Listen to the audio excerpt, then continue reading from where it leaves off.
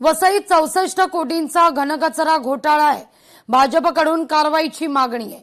वसई विरारमध्ये घनकचरा प्रकल्पात 64 कोटी रुपयांहून अधिक गैरव्यवहार झाल्याचा भाजपने आरोप केलेला आहे। या प्रकरणी ठेकेदार, सल्लागार आणि संबंधित महापालिका अधिकाऱ्यांवर तातडीने गुन्हे दाखल करावेत अशी मागणी मनोज पाटील यांनी केली आहे। त्यांच्याशी संवाद साधले आपले प्रतिनिधी महेश गोयल यांनी।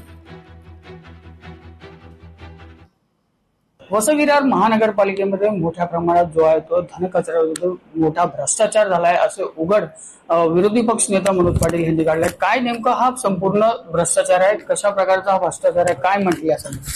महापालिकेमध्ये जो घनकचरा आहे, जे लिगसी वेस्ट आपण डम्पिंग ग्राउंड वरती पडून असलेला कचरा आहे, त्या कचऱ्यावरती प्रक्रिया करण्याच्या संदर्भातले निर्देश केंद्र सरकार असेल, एमपीसीबी असेल, राज्य सरकार असेल, या सगळ्यांकडून आहे।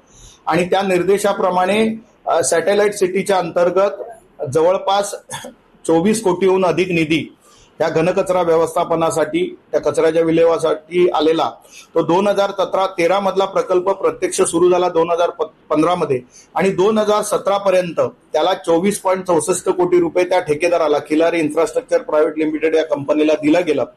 प्रत्यक्ष त्या ठिकाणी ज्या पद्धतीचं काम व्हायला पाहिजे होतं ते झालं नाही। या वसई विरारच्या जनतेच्या हितासाठी भारतीय जनता पक्षाचा कार्यकर्ता रस्त्यावरची लढाई सुद्धा करायला मागे हटणार नाही। आपण बघितलं मागच्या वेळेचा जो मोर्चा आहे, आणि त्यामुळे अशा पद्धतीचं भारतीय जनता पक्ष हा रस्त्यावरती सुद्धा लढायला तयार होईल।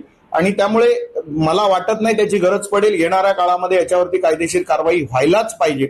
म्हणून आज ही प्रेस कॉन्फरन्स होती। आपल्या माध्यमातून सुद्धा लोकांना आणि प्रशासनाला हे कळायला पाहिजे, आणि लोकांमध्ये याविषयी काय प्रतिक्रिया उमटेल हे प्रशासनाला माहिती असल्यामुळे प्रशासन तातडीने कारवाई करेल अशी अपेक्षा आहे। आता प्रशासन कारवाई करेल का, कोणावर गुन्हे दाखल करणार का, हे पाहणं महत्वाचं ठरणार आहे। महेश गोयल, लोकशाही मराठी, नालासोपारा।